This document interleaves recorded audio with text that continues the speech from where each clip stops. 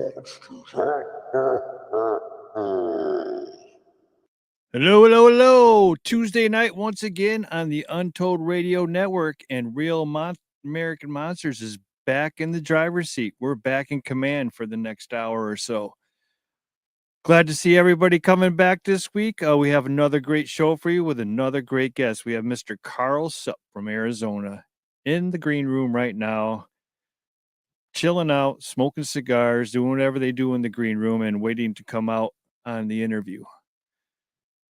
So Karl, for you all who don't know who Karl Sup is, Karl is just like us. He is a man that was interested in the topic, got involved in many aspects of it, got involved in certain projects. He's a collector, he's an investigator, and according to the title, he has had 13 encounters with the Sasquatch, and plus many interactions. So we're going to hear about each one. He has brought along recordings, he has brought along pictures, and he has brought along himself.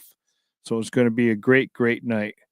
So I just want to say good evening to everybody who's here tonight. Mr. Patrick Nobel is in the house. Miss Diane Fowler, of course, is with us. The Squatch Father himself, Alfred Santariga, is here. BF Bud, good evening, BF Bud. Wispabs, as always, she's here too. Good evening, Mary Jo. Good evening, Varas. I hope I pronounced that right. Good evening, Pat. Blue-eyed Northern's with us. Good evening, Mr. Michael Morgan. Michael, you can see the shirt on. I got an epic exploration shirt on tonight. Oh, the indescribable Octoman is with us tonight. Good evening, CJ Bowker. I hope I pronounced that right. So everybody is pouring in. I am glad to see everybody here. It's going to be a great show. He's got a lot to go through. Also, I just want to let everybody know that Karl is involved in the cells project that we have going now. He would tell you later on, he has Sandy and Mike's castings and all the tapes that were recorded at the property. And we'll be learning a little bit about that project that we got going on. We started recording last night for that, and this is going to be one for the record books once we get done with it. So we're very excited for that. Good evening, Miss Francesca. So without further ado, let's bring out our guest for tonight, Mr. Karl Sup.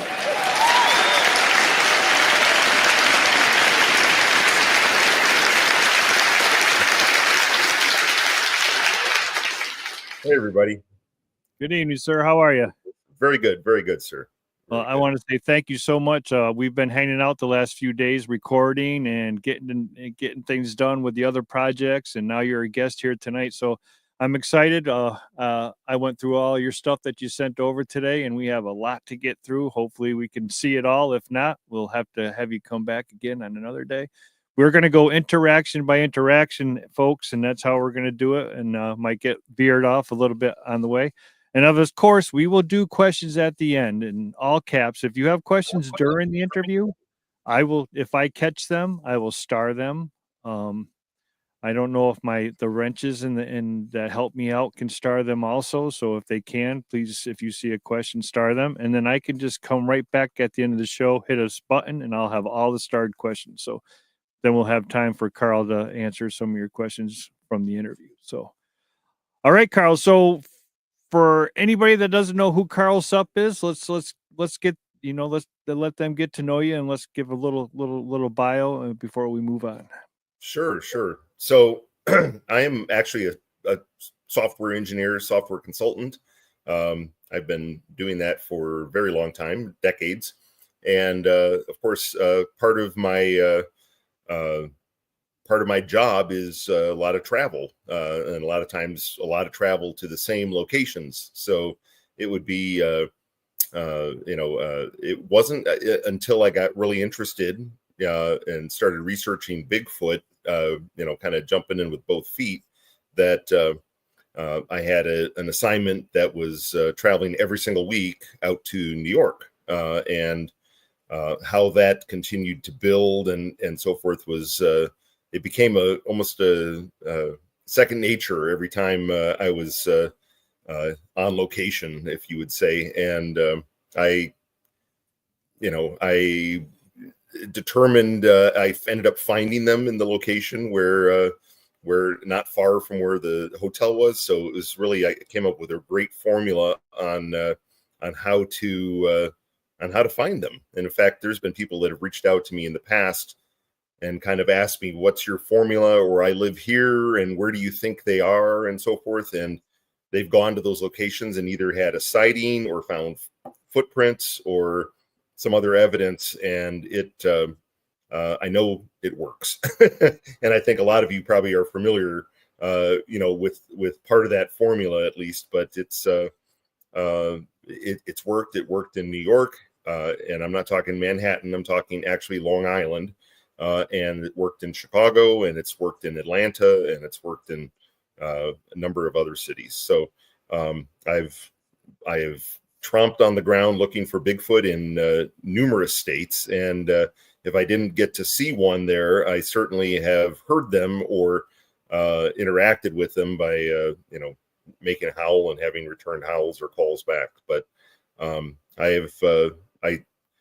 one of my specialties a long time ago was working with audio and doing audio editing and bringing out enhancing audio, and that lent itself perfectly to my current endeavor, and it also hooked me up with MK Davis in order to work, as Chris alluded to, the Cells site, where a lot of video, a lot of film, a lot of audio on those tapes, and I worked on bringing out speech and other sounds, calls, but a lot of talking, and really interesting. But some of that was very, very faint on some of those tapes, and bringing those out was a real chore. So I'm absolutely confident that that was not faked, as it was not obvious. He had to sit there with noise canceling headphones on for hours, and then until you could basically hear one blip that's a distant sound. So anyway, I certainly enjoy getting out in the woods, and it was life-changing. That's all initially it was just curiosity, trying to make my son believe a little bit more in something that just wasn't on the internet, as he sat at home. So I got him out in the woods, and then of course we heard something, and and after that point I was like, okay, I need to really figure out what's going on there. So all right, well, thank you, sir. Thank you for that. So before we go to the first interaction, because we got 13 to get through, when Karl talks about having interactions in Chicago and Long Island, he's talking like Chicago, downtown Chicago. Is that correct, Karl? Is that what you're talking about? Suburbs, western suburbs, northwest suburbs. Yeah. Now, are they forested, or is that more city like? There's a lot of city in between, but there's definitely forest preserves throughout the Chicago area, and I ended up researching in actually, believe it or not, just a little east of O'Hare Airport, along the Des Plaines River, and I found structures and absolute sign that they were in that area. It was it was eye-opening, but it was too far for me to travel every night to try to get over there through Chicago traffic to really do good research there. So I really focused out west, where I was kind of hubbed at that time. So okay, well, thank you. Yeah. All right, so we're gonna get to the first interaction. Forgive me, guys. We're gonna have to we're gonna go a little bit by a little bit here. Each one he mapped each one out, and this is his first encounter, I believe. And we'll let Karl tell the story of the first. Sure. Encounter. So for those of you not familiar with Arizona, half the state is forested. So in fact, we have the largest stand of ponderosa pine in the world in Arizona, and contiguous stand, and it's quite beautiful. And if you do come to Arizona, I encourage you to go exploring in the high country, as we call it here. So I had gone on the 2008 BFRO expedition as a kind of a mind-opening moment to take my son out and get him some exposure, and that was in August of 2008. By the time I had heard 3 howls return back from three different directions, from the north, from the northwest, and from the southwest. And the timing, the distance, the volume of each of the howls was spot on. I mean, it was, as far as, and that's how I could determine the direction. I mean, the furthest was probably 2, maybe 3 miles away that we heard that call. But come around October 2008, I had already been back up in the woods researching 3 times during that period, kind of avoiding weekends that had all the turkey hunters and bow hunters up in the trees. But the area I go to is very remote, and it was in mid-October, that I took not only both my kids, my daughter and my son, but also my nephew, my 12-year-old nephew, and we went out and we went hiking up and down the canyons there, and we set up audio traps that I had built out of waterproof cases that have a stereo microphone hanging out the bottom side.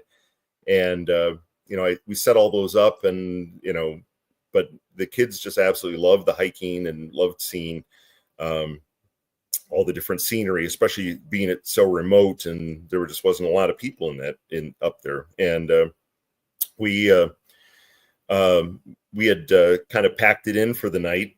And, of course, at that point, my limited knowledge was really whatever I had learned on the BFRO expedition. And and so I was using some of their techniques. And of course, according to their, it's like Bigfoot has a watch, and it's like, oh, they only come out really after about 10 p.m., or 10 or 11 p.m., so don't go out. And anyway, that's based on my voluminous experience. That's not the case. But so anyways, we actually went back to camp. I cooked dinner for the kids. We and watched a movie, and then finally headed back out around 10 p.m. And we got out to this site that was on the edge of a canyon, and my daughter wasn't feeling well, and my son was like, well, I'll just stay in the car with her. And so I just went out with my 12-year-old nephew and all I had at the time was just a Gen 2 night vision scope monocular, and that did not record. I don't know, the super high end ones in 2008 were well out of reach at that point that recorded. So I take him out to the edge, and it was a dead tree there. We knocked on that tree, and it wasn't maybe 3 minutes after I did 2 knocks that there was a return whoop that came from, I want to say, about a half mile away. I looked at him, and he was like, "Are you going to answer back?" I go, "No, let's just wait." Right. So I've discovered over time that less is more. And we waited about 20-25 minutes, and then I did another 2 knocks on that tree, and that hollow dead tree was, it was, wow, perfect. It blasted the whole canyon, and sure enough, in the same line that the whoop came from before, except this time it was directly across the canyon from us, and it returned a whoop. And my nephew once again asks me, are you gonna make another knock? I go, it knows exactly where we are, right? And then we could hear something scrabbling down into the creek bed down below, and then start coming up the hill towards us. And it got certain distance, and then it stopped. I couldn't hear any brush moving or and my nephew was looking through the night vision scope because a 12-year-old, that's the coolest thing on the planet, right? And so he's looking through that, and he starts seeing something doing this, like out from the brush down below on the hill. And and I said, where? And he says, right down there. So I take the scope from him and I look, and sure enough, I see something. Just, it was hard to tell, but it was something moving out from the bush, moving back in, and then I could hear it starting to get closer, but we couldn't see it anymore. And then it got close and then stopped, and we're standing there, and then I didn't know really what to do, because I knew it was there, but couldn't really see it, right? And I was, so I started thinking about it. I'm like, you know what? Let's walk back in the direction that the car's parked, and we'll just pretend, and I'm whispering this to my nephew in his ear, we'll just pretend that we didn't see or hear anything, and that we're just standing here in the dark like a couple of idiots, right? And we walk. So I said, remember when we were hanging up audio equipment earlier, and I showed you where there was an area in the woods that was cleared, looking all the way down to the creek bed? And he goes, yeah. And I said, okay, I'm going to list. I'm going to see if it follows us, because from my understanding at that time, this was my first mirroring experience where I had one follow me. I said, it'll follow us. I said, so let's just walk back towards the car. If I tell you stop, just stop dead in your tracks, So we walked about, 40 feet, and I said, stop. And he stops, and I heard one extra footstep in the back in the brush. And I was like, okay, it's following us. So we kept walking in the direction towards the car, but also towards that gap in the woods looking down into the canyon. And then the moment I heard there was a twig snap, I told my nephew, I said, if I say now, I said, you turn around with the night vision scope and you look through it. And oh, you like my shirt, huh? Okay, yeah. I get a lot of compliments on that. Anyway, so he says, okay. So he's holding the night vision scope down with the IR light on, and as we're walking ahead, we get across from that open area in the brush, and I hear a twig snap, and I said, now. And he whirls around and he looks, and I didn't like jump around either. I just kind of was not playing it nonchalant, and he looks around and he says, yep, there it is. And I said, what's it doing? And he goes, looking at us, or looking at me. And I said, give me the scope. And he hands me the scope, and I got it up to my eye just in time to see her take one last step before she dove behind this tree.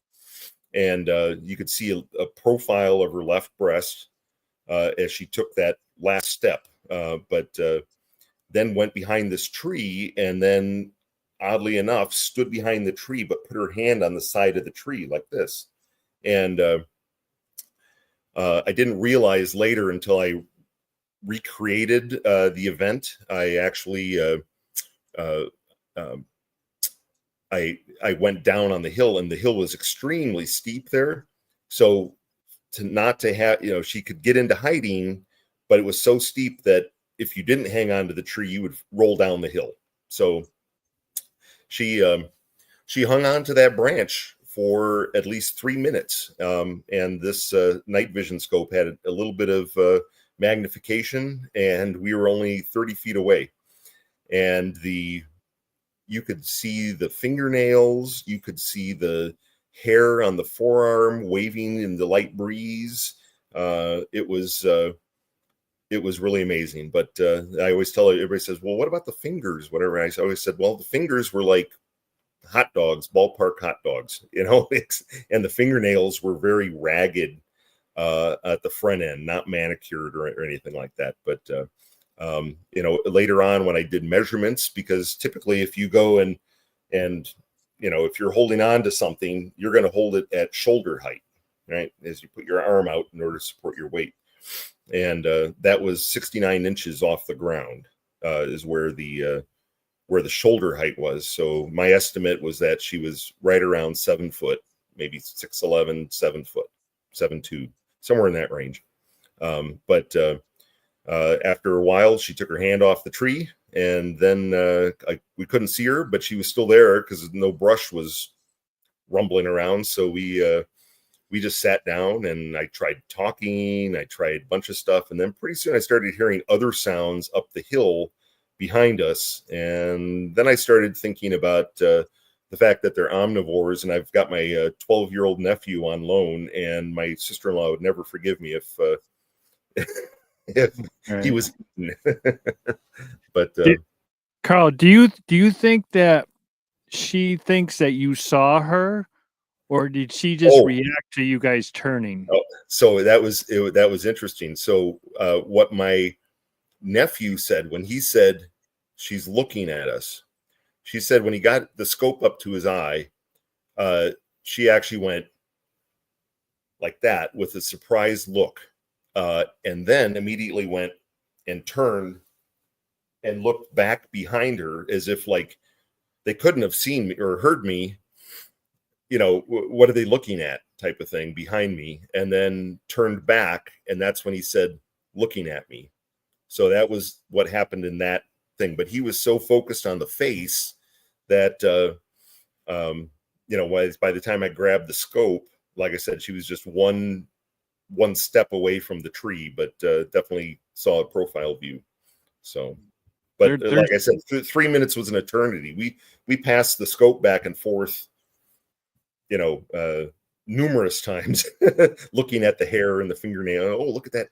You know, look at the middle finger. You know, it was just it was a remarkable event. It was quite the first encounter for sure. Oh yeah, my nephew when he got back in the car and my kids were in there, the kids were of course disappointed that they hadn't, you know, toughed it out and come out there with me, but you know, it was with good reason. And you know, my nephew uncorked like a champagne bottle. I mean, he was just like, oh my god. And then we had, you know, he just couldn't get enough detail out in the next, you know, few minutes. But it was pretty remarkable. But it was that same trip later that weekend that we actually were hiking. We found we actually found a trackway that was over a 1/4 mile long, left and right feet, but 15-inch prints that are about 5.5 inches wide, in forest litter. None of those were castable, but we followed that all the way up to a lookout area that was very shielded from from one of the lakes that's up on the rim there. Of course, you know, in Arizona, water is very key to their existence in the woods.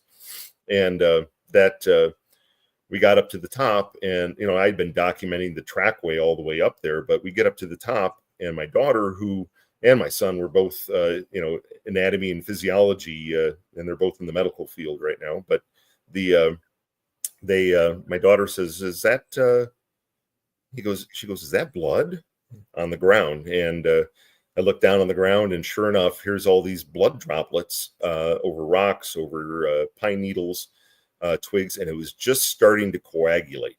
So that's how fresh the trackway was, because we actually, you know, we probably scared it off just before we got up to that area that overlooked the lake. And it was, and I had already learned that, you know, to bring along a collection kit. So actually all that blood's been safely in my freezer these years. So, and it's about to go to something very important very soon, everybody. And yep.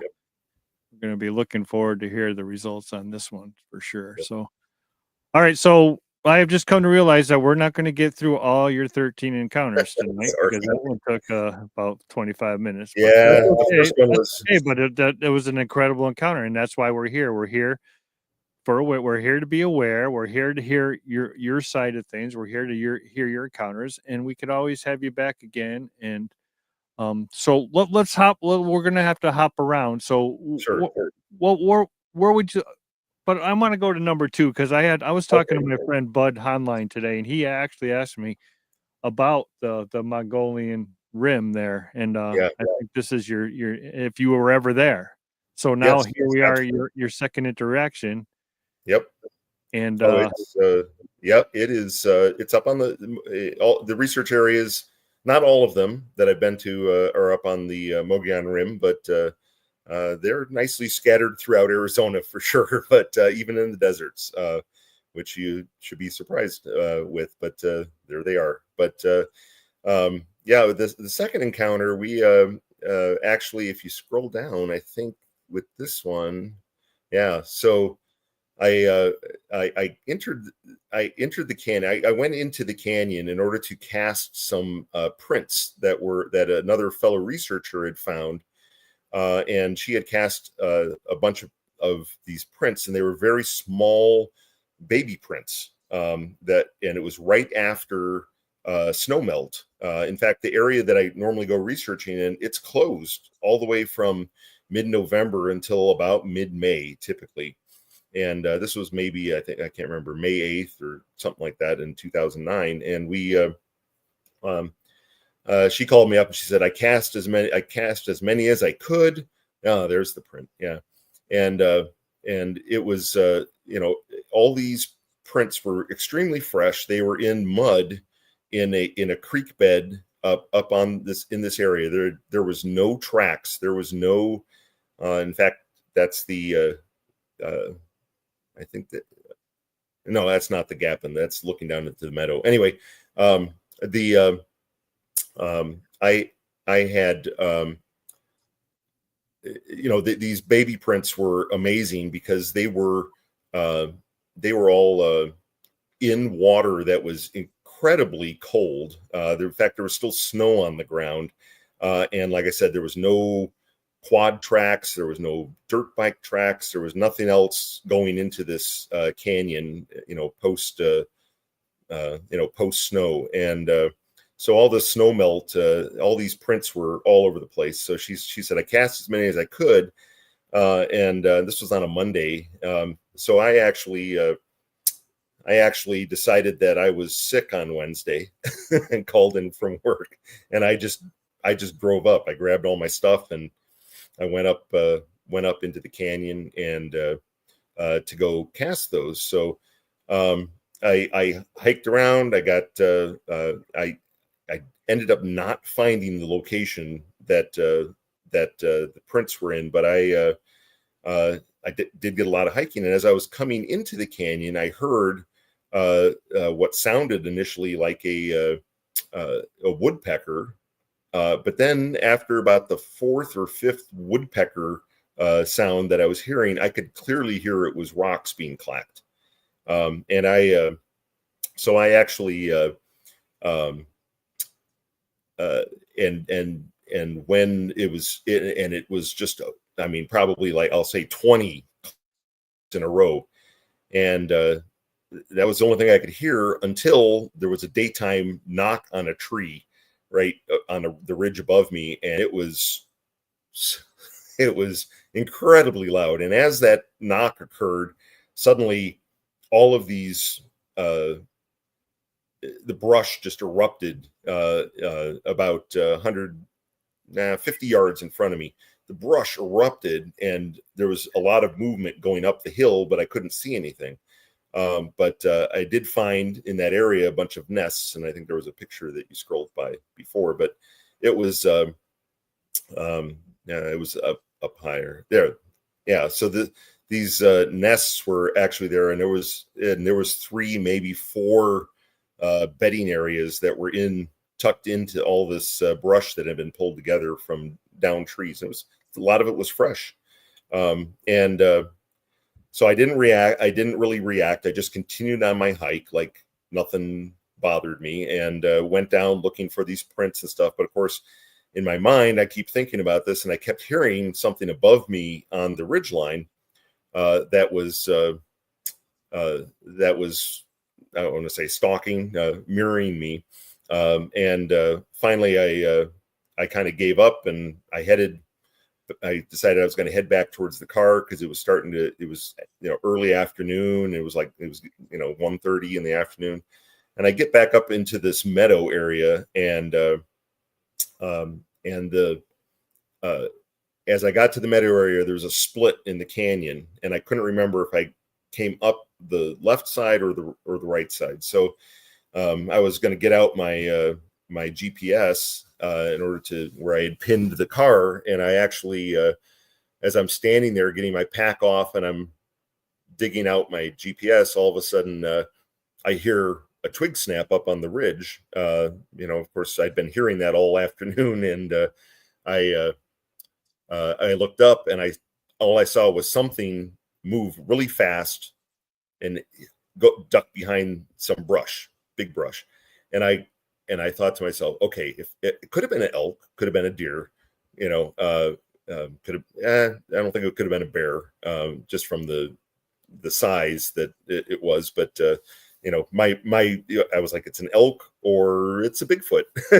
And but I didn't hear running continuing, right? And normally if an elk gets spooked, they'll run and then they keep running, and you'll hear them going for a good 100 yards or more before they start slowing down. Well, I decided I didn't hear that, so whatever it is probably still hiding in that clump of brush and is watching me still.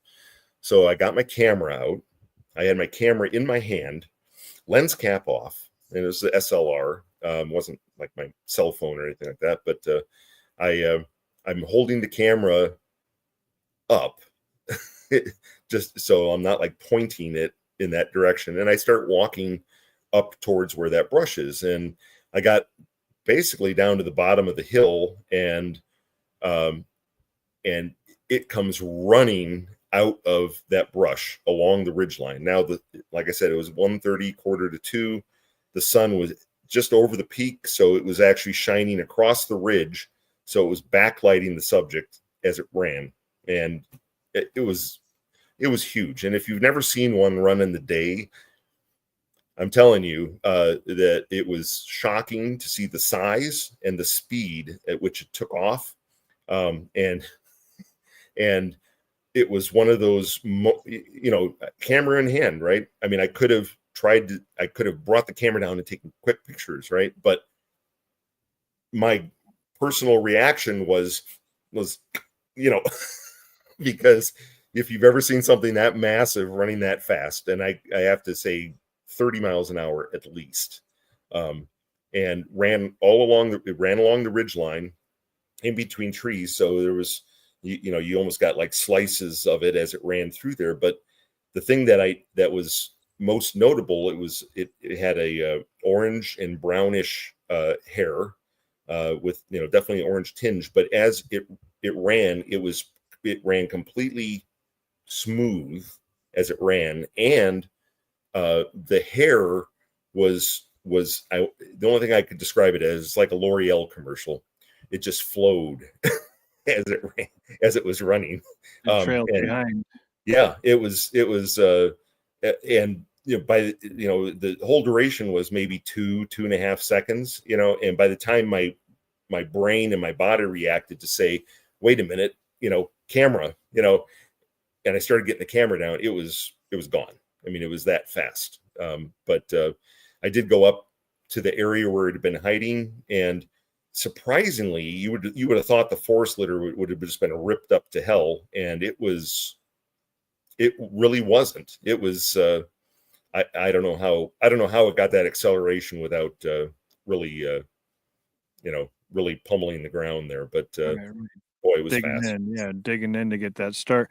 Was it like a glide, Carl, or was it like floating, like on a Total bicycle type deal? Yep, just like it was on a hoverboard. I mean, it was like there was really no bounce to it other than the hair kind of flowing like that a little bit as it ran. But There's a ton of reports, and I know it'd be kind of hard to answer this question, but why? What do you think? What do you think? That their gravitational pull isn't as heavy as ours? I mean, if these guys are I think it's their gait. It's the way, I think it's the way their legs attach to their hips, that because when they do walk, and like, for instance, the trackway that I'd found about 5 months earlier before they closed the area, that trackway, it was, the prints were all, I mean, I'm not going to say absolutely perfect in line, just slightly off centered. It was just maybe an inch and a half off center from my measurements. And I've got pictures, and I have probably got a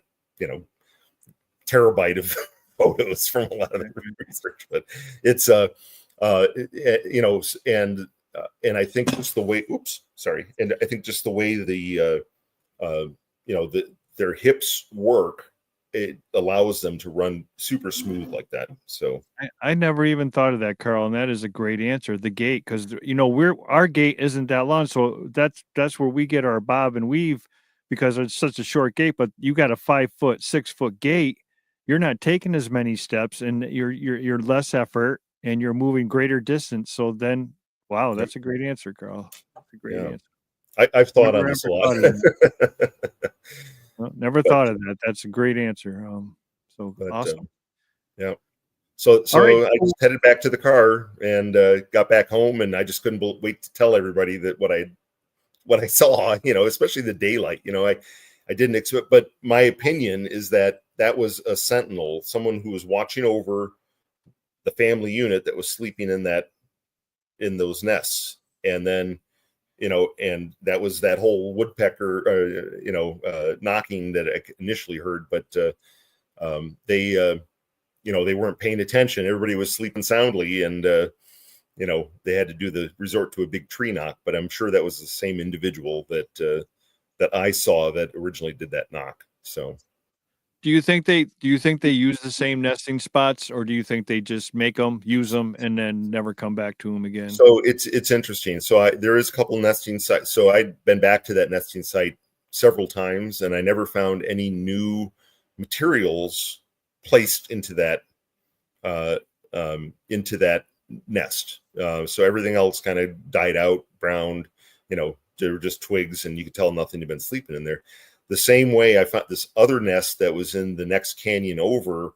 There was a tree that had been pushed over, and it was still alive. That was like at a 45-degree angle, and then they brought a log over that didn't have any. There was no stump from it anywhere nearby. Big log, and it was laid there kind of so where this came over, it was laid like this, and then they took that green tree and topped it, and took the green brush from the crown of that tree and stuffed it in between that nook, and it made the perfect little bedding area. And that one, I did find one new piece of greenery tucked into that at one point, just because that tree was alive still. But you could see how that top crown of the tree had been just the strength. I mean, ripped off to the point where you could see the tear of the bark down the tree. It was a Douglas fir that was topped. So, but then visiting subsequent visits there, it was the tree had died, and there was they'd abandoned it. So, yeah, there was one area where there was live trees, and they were using that as a feasting area. This wasn't too far from the second sighting area, but they actually, I found, I want to say, I don't know, the cornucopia of bones. There was deer bone, there were elk bone, all over the place, and every one of them had been snapped, even almost down to where each bone was maybe 3 inches long, and the marrow had been sucked out of every single one of the pieces of bone. But I'm talking 2,000-3,000 pieces of bone in that area that had been snapped and cleaned like that. Boneyard. Yeah. Yep. Now, I didn't end up picking up any of that, which I regret to this day, but I'll go back there. I'm sure they're still using that area.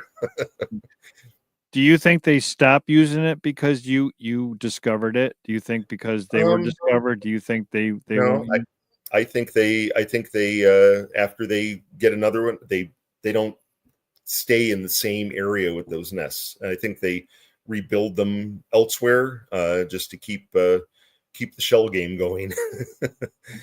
So I agree with you. We found a couple here when I had my habituation area, and they were the same exact size. They're like 6 foot by 9 foot with a big, like a big bird looking thing, but they're all snap pine trees, and they were so cool. And they're twisted. It's not, first thing I always look for, and there's a lot of people that'll go out and make little lean-tos or shades for hunting and so forth. But all of those I'll find cut wood, cut ends on those branches and stuff. And but I know I've seen people that have found some of those, and they're like, "Oh, this is whatever." And I look at their photo, and I'm like, "No, I can see cut ends on those." It's like, nope. Yeah. I'll have to send you the pictures after the interview of the ones that we got here. They're pretty cool. All right, so let's continue. Now you've had 2 like Class A encounters for your first 2 encounters. You've had your let's see where your third one. Where was your third one at? So the third one was actually still on the Mogollon Rim, but a little much further west of where my normal research area was. We had picked that area mainly because there's a confluence of 3 canyons right there, and it was for a BFRO expedition, and this was 2011. This one was really interesting because we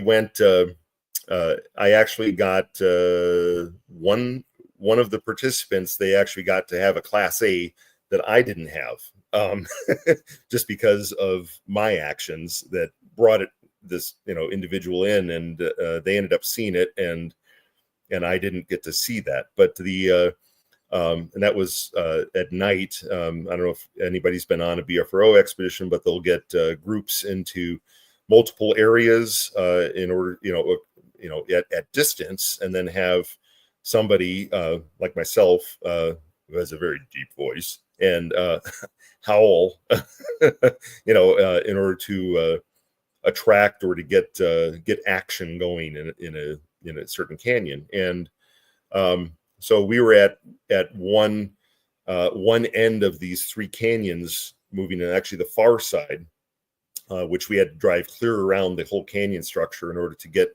onto the ridgeline above the junction.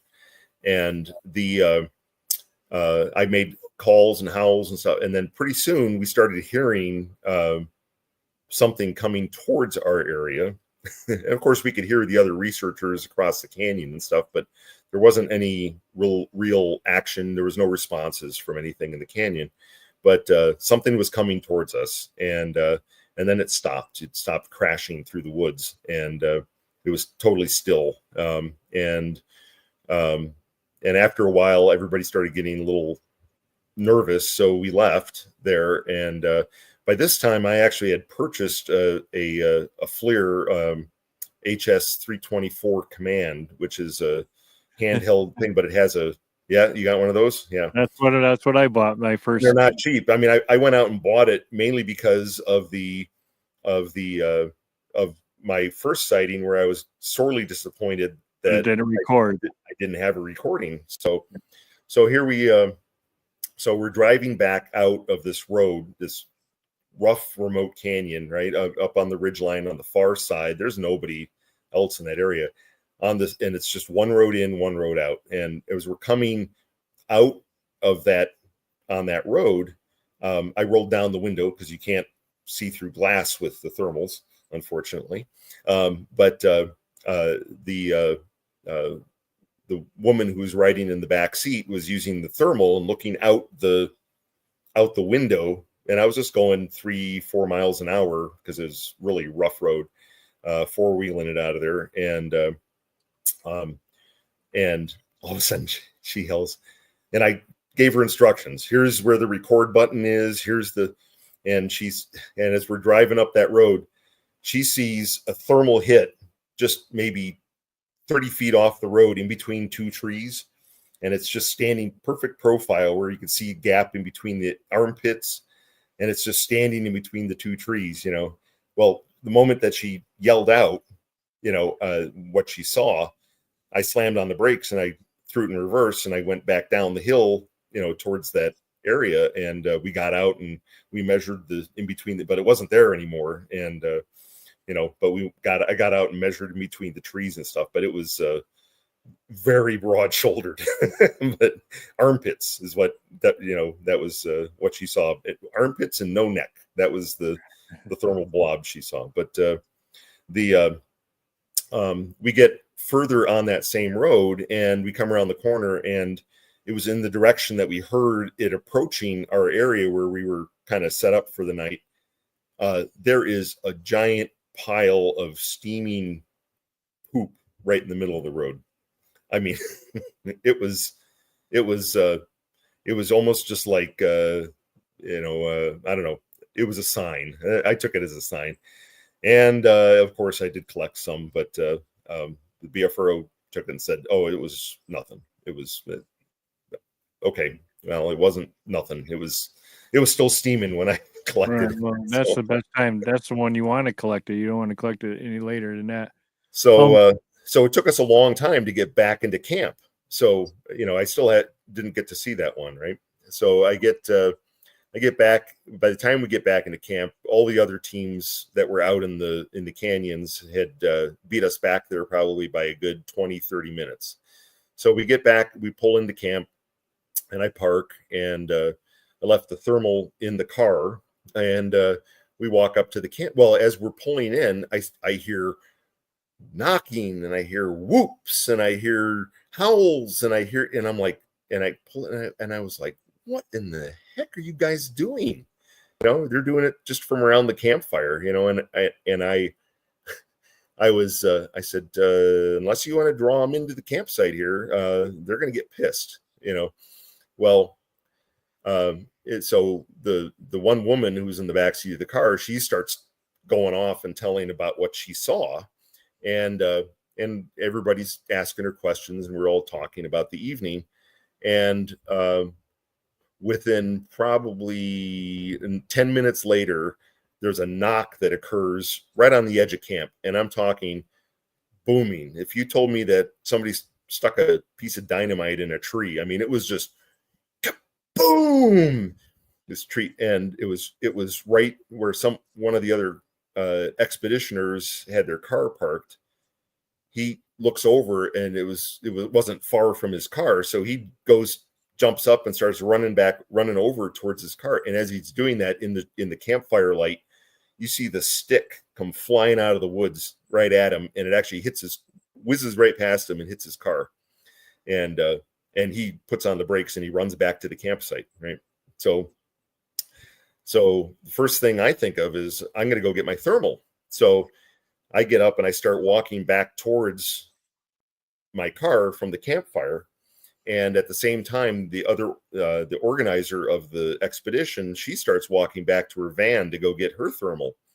And what happened next, I have no recollection of, but I initially started out on walking a straight line towards my car.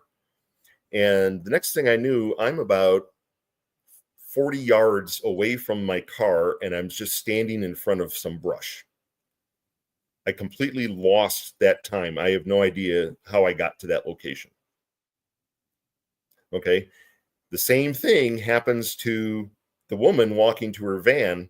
She finds herself just kind of lost, doesn't know where she was walking towards her van, and all of a sudden doesn't know where she is. And then she wakes up, and we wake up about the same time because we get back to the campfire with our thermals at the same time. Only one other person had that same event, and that was somebody just sitting in a lawn chair, sitting next to the fire. They said they suddenly woke and just like, where am I? Everyone else didn't have that experience, but that was the only real missing time experience I had, and it still kind of freaks me out a little bit. But we continued to look with thermals, and they were hiding fairly well, and we continued to kind of walk the perimeter just a little way from the campfire in order to try to get a good angle and look and find them. And as I was recording, I see something just lean out from the tree and then goes back in. Now, when I realized where I had it recorded and everything, I actually marked it on the ground with a rock. So the next day I could actually recreate where that thermal image was. So, and of course, thermals work fantastic during the day as well. So in the morning, I got a couple volunteers and we figured out which tree it was. I stood in the exact same spot, pointing at that tree, and the subject was 7'7" tall. So also at the same time that we actually, or just right after it leaned out of the tree, another one of the other researchers had actually rigged his Suburban in order to have just a home security system that you would find at Costco or Sam's or something like that, with multiple infrared spotlights on his car with cameras on all four corners of his roof. And his cameras actually caught two individuals, one very tall, one slightly tall. You could just see almost a shadow walking from the area where I saw them leaning out, and the highest one turns its head and looks back towards his Suburban, and you can just see the eyes just reflecting the IR light off of those things. But it was and then the shorter one actually kind of turned a little bit, so you didn't get the full eye reflection. It was just a slight glint off the eyes of the second subject. But it was and I know thermal sightings just aren't the same as daytime. Right. So again, the sight thing comes into play again. They think that we can see as good as them. Uh-oh. I'm sorry? You froze up, Karl. Yeah, I did. Yeah, that's right. I said, so the sight thing comes into play again by peeking around the tree in the dark. I think they think we can see as good as they can. They have no idea that we can't see in the dark like they can. The fact that they duck back in, I think is, really indicative that I think you might be right on that. We had one turn around and hide on us like 30 yards from us in the middle of the night in the pitch black. And all this one guy just turned around and turned and looked, get something out of his backpack. And we watched this individual. It was walking back and forth for a while. It hid behind a tree, and we couldn't see it without the thermal. But it thought that we could see as good as they can. So that's if we put that in our little bag of tricks and remember that, maybe we could come up with something. Yeah. But yeah. So that was the third sighting. That was is that BFR recording you got? Is that from this outing? That was from actually that one is from the very first expedition I went on, the one where you could hear three howls come back from three different directions. Yeah. So that was August. You got some pretty good audio here. I want to try and touch on some of it. And then I want to get to the cells a little bit, but we're already at the hour mark. So let's go. Let's go. I'm really curious about the Chicago suburbs. Does any of the recordings go with that, or any of the recordings go with any of the stories? No, I didn't actually pack my audio recorders there, but I would consistently go to the same. After spending a lot of time, probably, I don't want to say wasting, but probably 2 months of, 8 weeks of researching various forest preserved areas, I landed on one where I actually found, signs of them, and it wasn't very far from my hotel, actually. So a short drive, like, 5-10 minutes, I could be into the woods, and that's ideal, especially if you end up working late, right? So there's a lot of photos that I've taken at those research sites where, everybody teased me like you wear dress shoes when you look for Bigfoot. It's like sometimes I'm wearing dress pants and polo shirt and dress shoes, but that location I actually continued to go into the hiking down that trail, and there was, at times there was a lot of joggers. There was a small lake there that some fishermen went to, but there was beavers in that lake. But it was along a creek that ran north south, and that creek, I know that they use those as transit ways. So even the area that was not far from O'Hare Airport, they actually used they were using the Salt Creek there and the Des Moines, the Plains River, in order to transit going north south. So they would, they could always relocate and, I want to say escape, but certainly, vacate quickly. So this area was very intriguing to me. So I continued to go there, and on one of the roads going up to that forest preserve, there was a railroad track that bisected the road, kind of at an angle. And you could see, when you look down the railroad track, you could see at least a half mile. I mean, it was dead on straight, and there was a researcher in Southern Illinois that talked about that research he had done along with railroad tracks, and that he had discovered that they were actually, I want to say, hopping the rails, and that he had actually witnessed one riding on the back of a freight car, just kind of I thought that was always an interesting report. So as I always went up that road, I always looked down that railroad track as I crossed over it. I'd slow down to like 15 miles an hour and then cross over that and get a good look down the railroad track. And then, that paid off after, I want to say, 6 months of going up and down that road.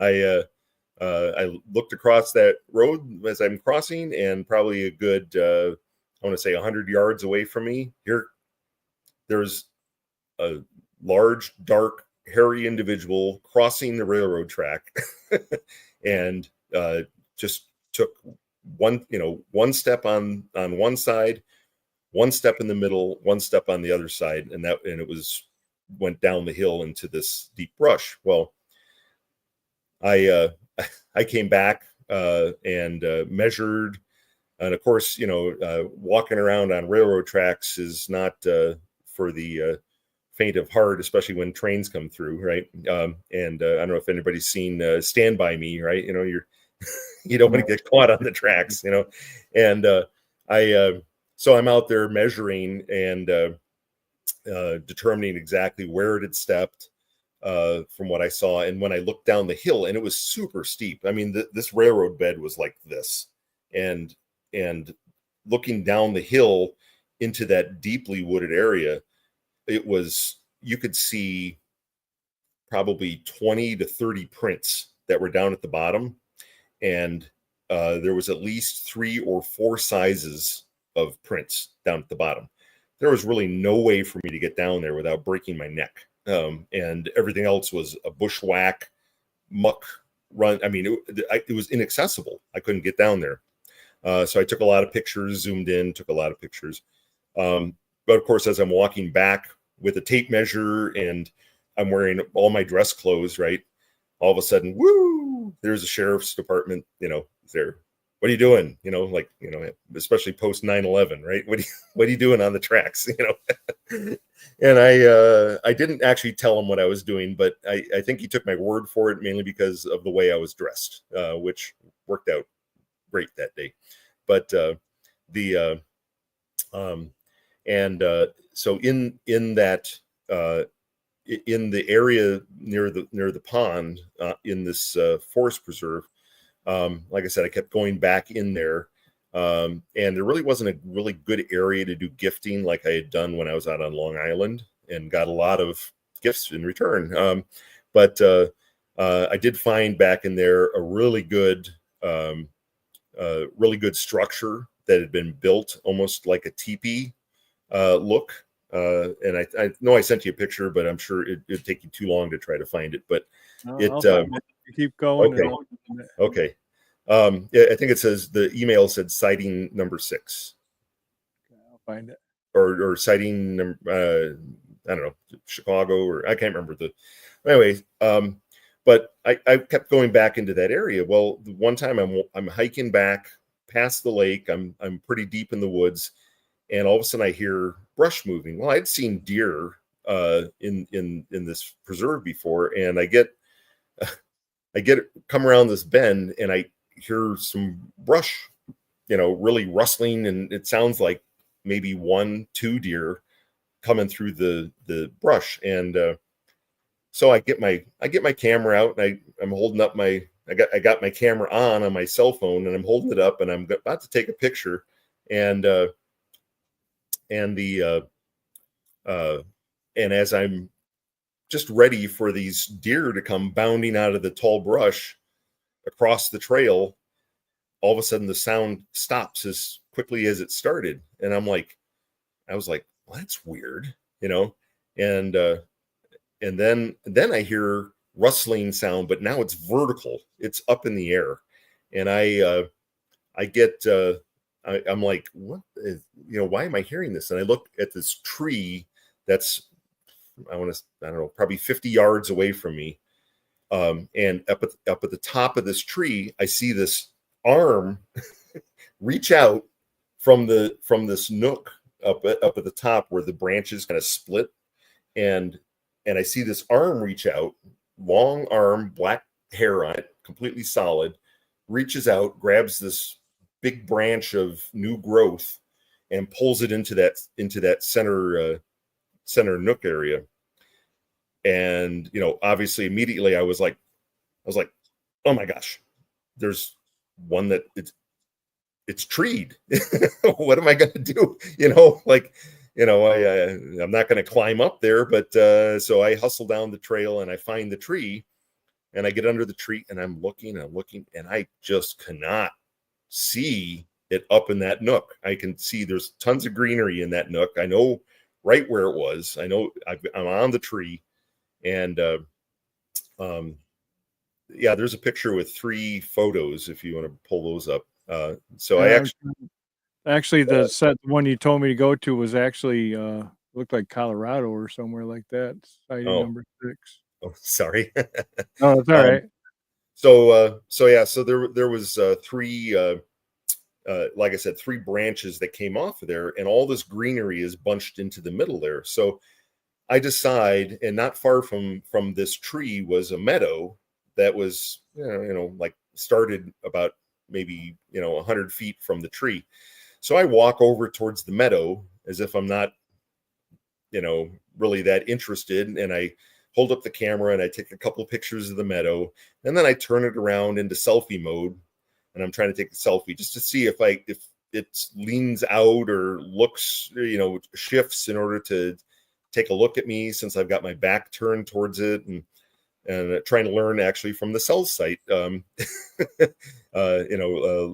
taking pictures into mirrors, and I don't see any movement. I don't see it. I still don't see it. So I walk back to the tree and I start videotaping. So I videotape clear around the tree. I take probably 50, 70 pictures around the tree, and pretty soon I start hearing large branches being snapped on either side of the trail, and it's getting dark by this time. And that's about the time I realize, okay, it's likely a juvenile that went up the tree.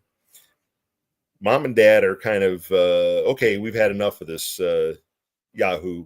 We're gonna scare you out of here, So I kind of apologized. I turned and I went and I started hiking out of there. By the time I got to the car, it was dark, and got back to the hotel and ate some dinner and started looking through pictures. And sure enough, when I looked through the pictures, boosted up some of the contrast, you could actually see along the edge of the trunk, you could see just a profile view of the back of the subject. So you could see the shoulders. There was a slant coming down almost to where the shoulder blades were, and then down to a waistline, and then kind of comes back out towards a butt, sitting in that nook right there. But you can only see just a slight edge of a profile view. And the hair on it is definitely different than the trunk, bark texture. But another photo that I found was looking north, looking to the west, where the sun had already set, so it was just kind of backlit.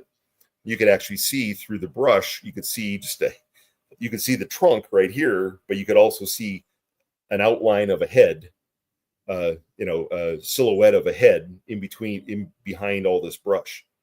And then on the video, when I came to looking to the southwest, you actually see, here's the photo. This is the southwest photo.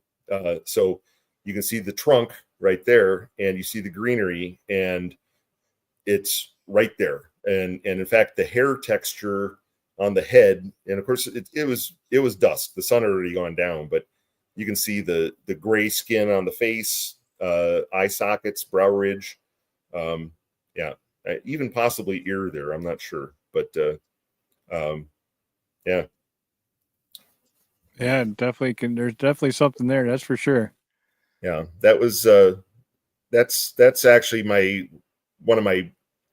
I think one of the best pictures. Of course I had to boost the contrast on it in order to really discern it in the photos, but I have the full video if anybody, I don't have it posted anywhere, but yeah, it was that was a memorable night. So that was 2 sightings in that same vicinity. The third sighting that I had in there, and that would have been, so that was sighting number 7, 8, and 9. So sighting number 9, same area. I'm walking on that trail, and as I'm walking almost in the same area, I'm actually taking photos in order to and getting measurements off the tree that it had been on, and and taking reference photos, because obviously you don't take a picture of what we used to call stump squatches, right?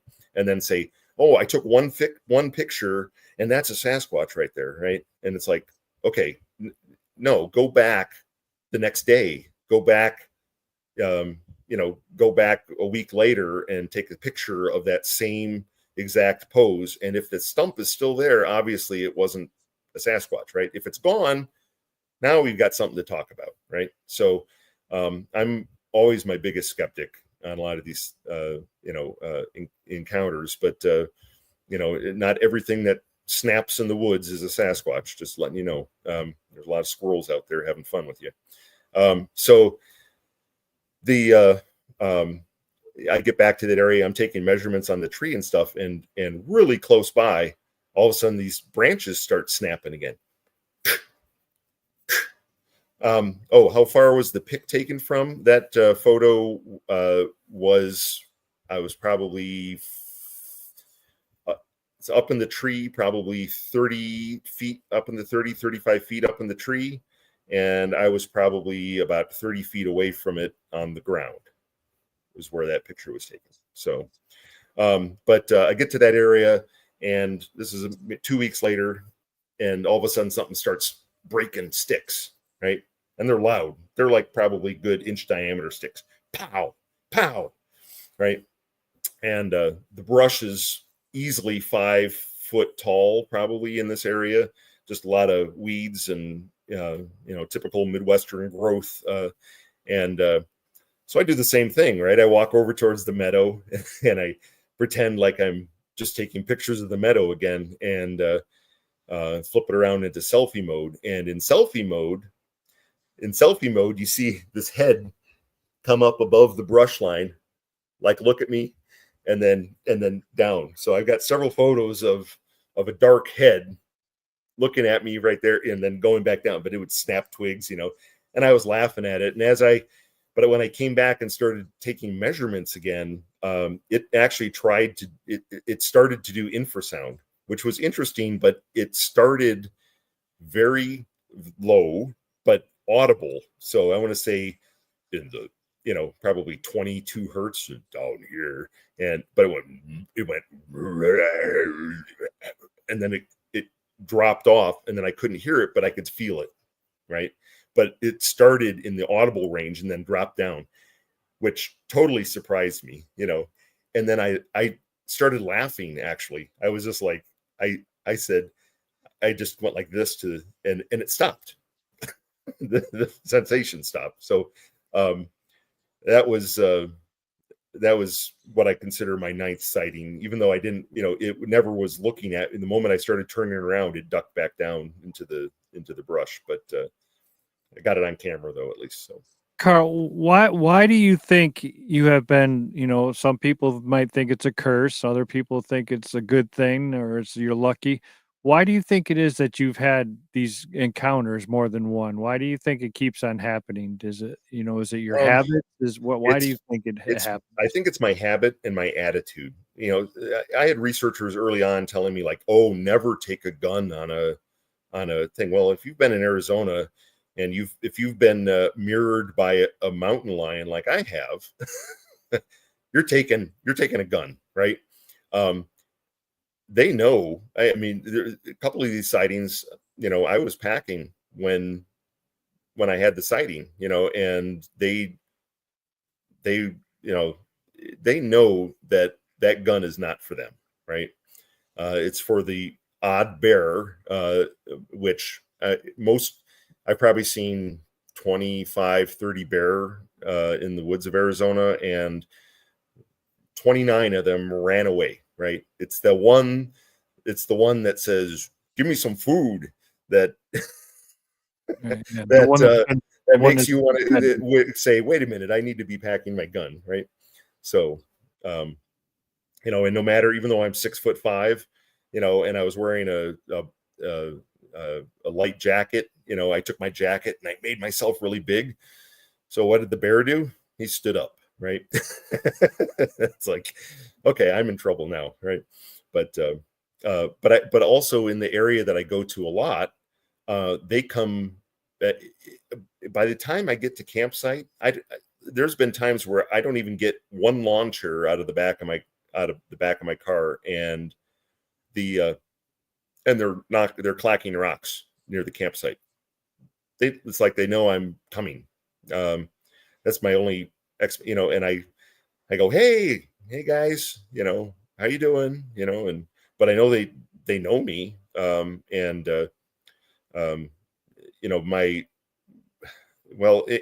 weird, so in 2013, and there was a BFRO expedition. It was actually the last one I attended, but that I was one of the leaders on, but I showed up late and I ended up pitching my tent right on the edge of camp.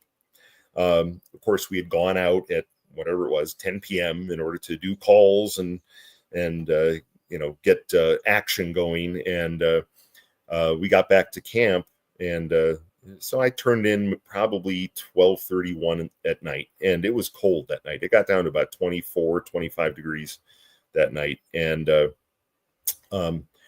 I had an air mattress in there with a inflatable headboard on it, and of course a sleeping bag. And as the temperature dropped, probably about 2 a.m., I woke up and my ears were freezing off. I just couldn't even sleep anymore. So I dug out a towel and I put my ball cap on, and I stretched the towel over my face so I could breathe out the sides, but the towel was resting on the brim of my hat, right? So it kept my face warm, and I fell back asleep. But in order to keep it in position, I kind of had to have my head up on the headboard of the air mattress, and so my head was right next to the tent material. Well, around 3 a.m., probably about an hour later, I wake up because my shoulders are off the air mattress, and I'm bent at the waist, leaning forward and something is cupping my head. And as I went like, what's going on? I turned my head a little bit. It laid me back down, and you could hear on the nylon tent, the dermal ridges just kind of doing a little zip as it released my head back down to and then I could hear a bipedal running off into the woods. I unzipped. Of course, I tried to look. It's all starlight, right, up right, there. right. But it's pitch black dark. But I couldn't really see any light, shadow movements, whatever. But after that experience, I have not had a rock, a stick. Nothing's been thrown at me. It's interesting. Mm. The only way I could say, if I had to guess, it seems like I'm marked somehow, because not only did that apply in Arizona, but it applies in all the other states that I continue to do research in. So, yeah, you want to talk about a oh shit moment? I'm sorry, didn't mean to. No, that's okay. You wake up and something actually is cupping your head. That is, and like I said, I'm 6'5". I'm not a slight guy, and it just had a perfect cup on my head, so. I know I had one breathe on the side of my face, and I felt its breath through the tent, and I shook for about 20 minutes. So, I didn't shake. I got up and I had zipped the corner of my, one of the windows just so I could look out. But that was my first encounter, and I didn't, I believed. But then something happens to where we saw one on thermal that night, and then we went back to the thing, and I listened to this thing creep up to the tent for like 15 minutes, footfall after football, but not Godzilla, like creeping, like you hear on the loop, like Forest heel Ninja, toe. Forest Ninja, yeah. And it took like 15 minutes for it, and then all of a sudden the last footprint was right by the footstep was right by the side of my face, and we had the rain gear off, and I knew if I looked up, whatever was there, I was going to see, and I couldn't do it. I could not do it. I couldn't do it. And then he came down to me and right on the side of my face and went, oh, and and now look at my hair standing straight up. That's yeah. Oh yeah. Well, that's been my favorite things when I hang up my remote audios. I normally hang them 10, 12 feet up in the trees. I've got a stick and hang them way up there, and they're painted camo and everything. But sure enough, they always find them. Doesn't matter. So they'll tap on them. Sometimes, especially if they're hung around the 10-foot level, I'll actually hear kind of on the microphone, and it's like, okay, that thing's hanging 10 feet up in the tree, there's just no way, it's not an elk, although there's some pretty big elk in Arizona, but well, you're getting some amazing comments from the chat room. The best interview that they've seen in a long time. So, pretty good, Karl. Well, I didn't even cover half. I only covered. Oh, I know. I'm looking. You're so. telling me to find a picture. I'm looking up. If you guys could see the top screen up here, I have like a whole 32-inch screen TV with photos and sounds, and I have a bad eye, so I apologize. We will definitely have Karl back. And if you guys see Maria in the chat room, I've been trying to talk to her to be my co-host on the show, so then I could focus on getting more of the the pictures and everything organized, and she could be asking questions and everything. So if you guys want to see that, let Maria know. I'm trying to get her to do it, see if she'll try, but we'll see. Yeah, if you want to talk, we could talk a little bit about the cell site right now. Yeah, well, let's play a couple. We're gonna make. We had a request to go 2 hours, so we'll go 2 hours. We're at the hour and 30 minutes, so we're gonna want to play a couple of your recordings because they're pretty good, and then we can talk a little bit about them, and then we'll talk about the cell. We'll end up with the cells and a few questions, and then everybody will go on their way. So we'll do it that way. How's that sound? Sounds great. Been a fantastic guest. I love hearing stories like yours, and it makes people, and then people that never know the subject and listen to that, it makes them think twice. So, well, all right, I hope so. I'm here to open minds, right? Right, yeah, awareness. That's what we're all about. So I'm gonna play this. Let's see. Let's do we'll go right. We'll do it says Karl Sup, 1.5 miles away. So, yep. Okay. You want to give everybody a little background on this one? So I hung so what I did is I hung a recorder. Everybody says, "How did you know?" Or it's actually a half mile, I think, 0.5. But I hung a recorder, and I knew GPS wise exactly where all my recorders are, because I almost lost one time because I just couldn't find the darn thing. So I always pinned them. But so I knew the exact distance if I was doing a call or a howl, or I would mark the time in my notebook when I did that, and then if my remote recorders picked it up at that time, because I always have everything time stamped on the recorders, I know exactly if that was me or if it wasn't me, right? So just me doing a whoop a half mile away, the recorder picked it up, and this is what you're going to hear, and that's me. All right, here we go, guys. We're going to play it. I'll play it a couple of times just in case if you didn't hear it the first time. So here we go.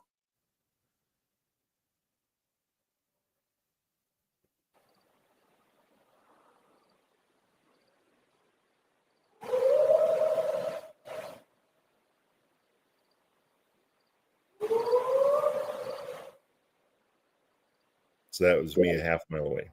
Now the funny thing is it actually recorded, so that you listen to that one, you heard two whoops, right? Two distinct whoops. The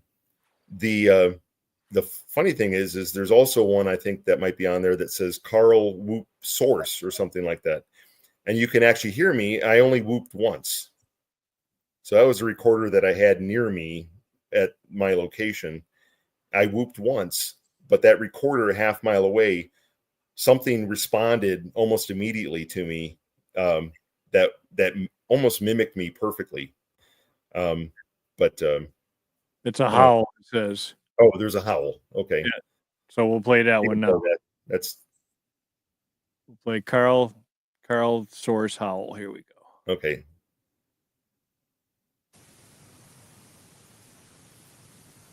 Whoa!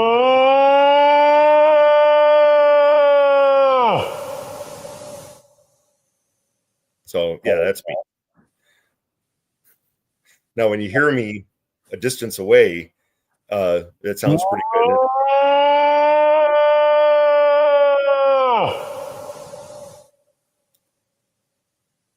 So that, they'd have me howl all night, but that was really a short howl. Oh, this is the same howl over again? Yeah, I think so. Yeah. Okay. So that that actually that was short. I typically howl probably twice as long as that, if I'm out in the woods, but I don't do it often, just because, like I said, they know I'm there, and I don't go out and do any of those type of things really. Like I said, they come right in your campsite, and just interesting interactions. And I'm really more about the interactions because I want to learn more about them now. I don't really care as much as trying to trick them with cameras and other things like that. I'll use the thermals if I'm just not sure if something's there or not, and then to get a glimpse, possibly through the deep brush, but it's not enough of an image in order to say, oh, that's a Sasquatch there. It could be a person standing behind there for all they know, but of course I'm in a very remote area. It's not a person, but when you just see little heat specks through deep brush, that really doesn't lend a lot of evidence. So, all right, so we're going to play this one. It says 0.5 mile away, and this is another howl. Okay, so that's me. Yep, that's me. The half mile away. Yeah, that's me, but a half mile away. This is what I sound like a half mile away. All right.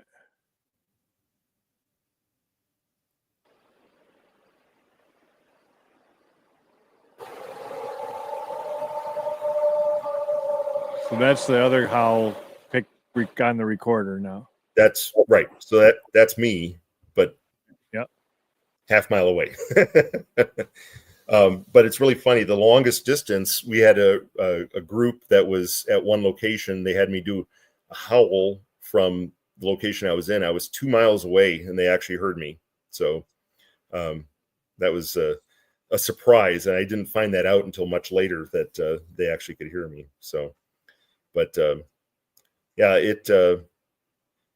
just the number of interactions I've had, like I said, it's countless. I'm not sure I could even count them up, but I think I want to assemble all my notebooks and everything else into a good book.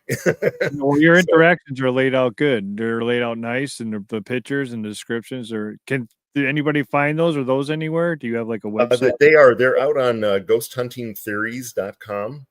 And you can there's a search feature on there. You can just search for Karl Sup, and they should come up. Okay.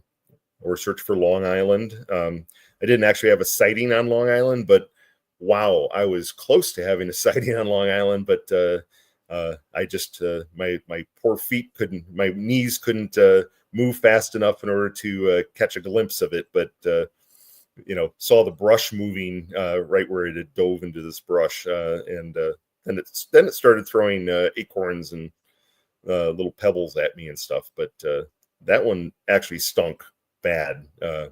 Just I say it's a mix of summer porta potty, 3-day-old grass clippings, and dog poop. It was just it was rank.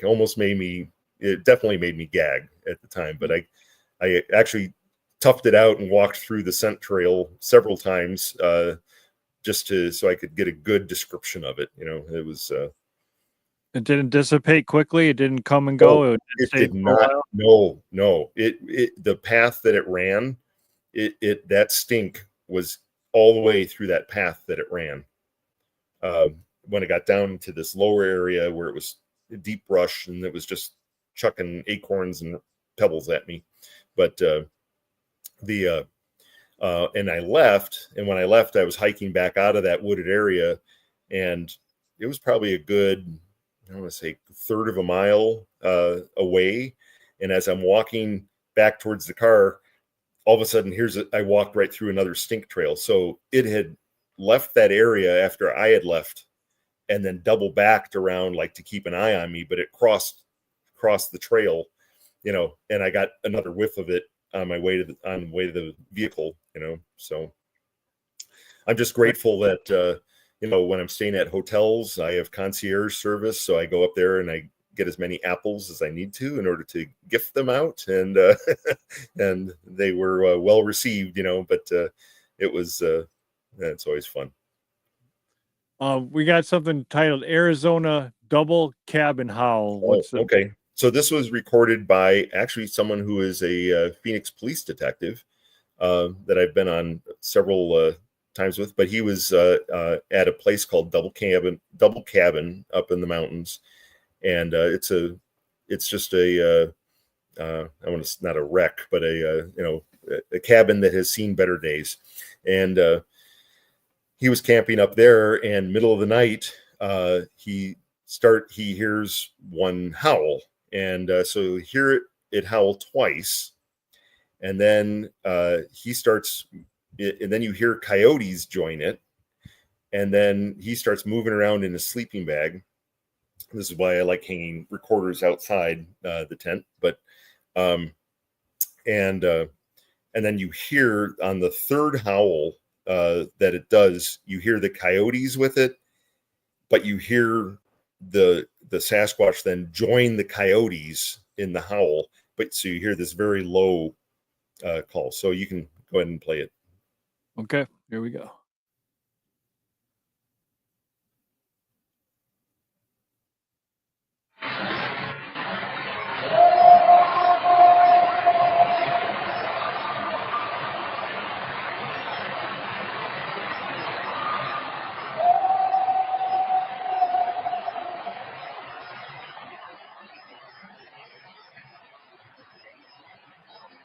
And now he's going to move.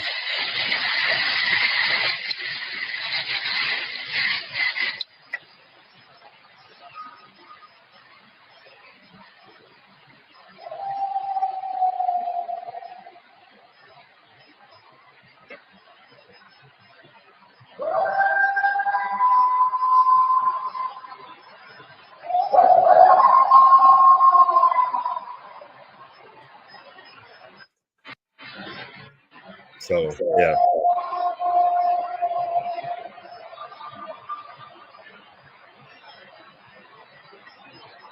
And just to clarify, that's not me.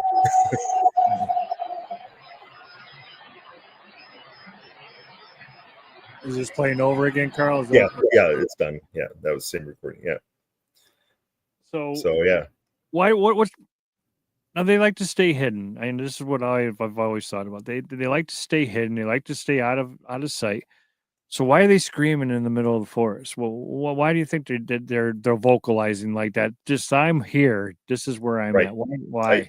I think it's the long distance communication, right? I mean, a tree knock, it's only going to go a certain distance. A whoop, shorter distance, right? Rock clacks, even shorter distance, right? And if you're, off hunting in one area or something, and you're like, and you're trying to find somebody else, I think that howl, like I said, at least 2 miles, is what, I could, somebody heard me from 2 miles doing that in the woods. So, if, it works. I've done that, actually, if I've lost, and my kids are adults now, 33 and 30, but, when, we've been in big public events or something like that, and I'll, kind of, I lost him. Where did and I'll go whoop, I'll just do a whoop in the crowd, and all of a sudden I hear, my daughter do a whoop back at me, and I'm like, oh, there she is over there. It's like, and I'm pretty sure that's, it works. They use what works, right? They don't have,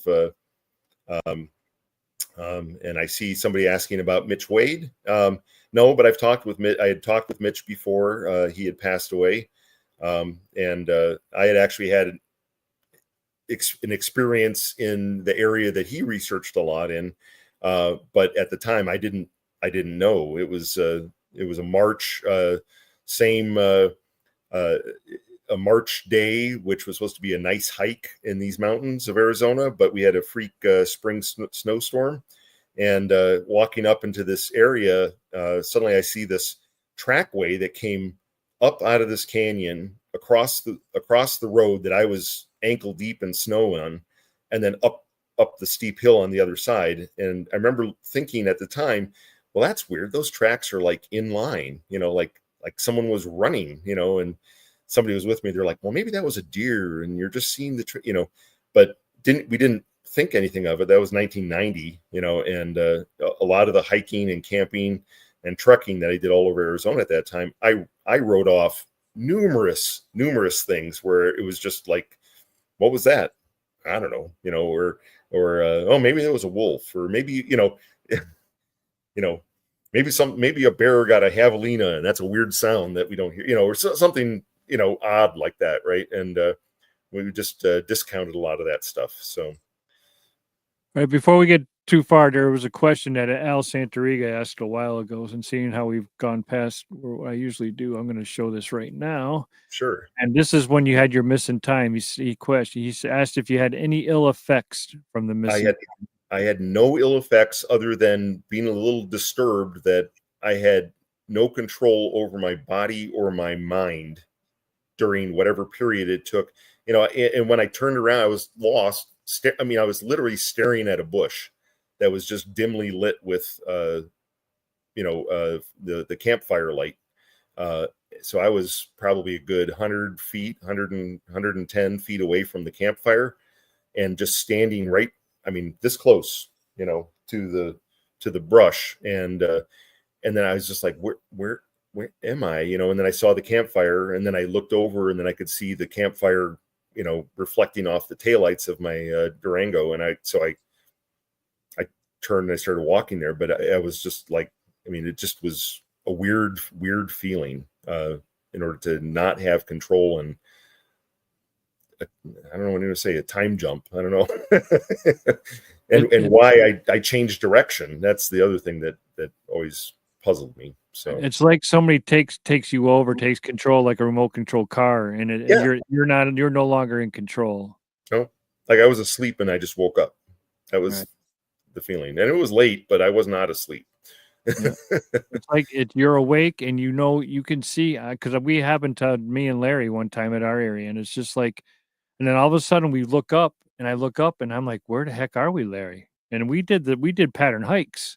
So we knew where we were at all times. And this one day, we didn't know where we were when I looked up. I'm like, holy cow, where are we, Larry? And he didn't know either. So both of us got. So I know exactly what you're talking about. It's pretty scary. Yep. Yep. Yep. So all right, so let's talk a little about the cells project. So Sure. everybody, we have a project that we're doing with two of the investigators, original investigators from the cells place in Texas, Paris, Texas. If you're not familiar with the footage, it's the footage that Tall Paul was taken with the two Sasquatch that are fighting out in the driveway, and MK did the fence climber, the one where he steps over the fence.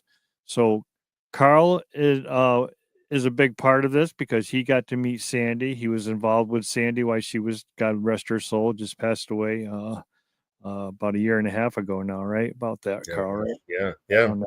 And very kind lady, very sweet lady. I got a chance to talk to her and all that. And so we're gonna do a little tribute to Mike and Sandy and these two investigators, Buddy and Ken.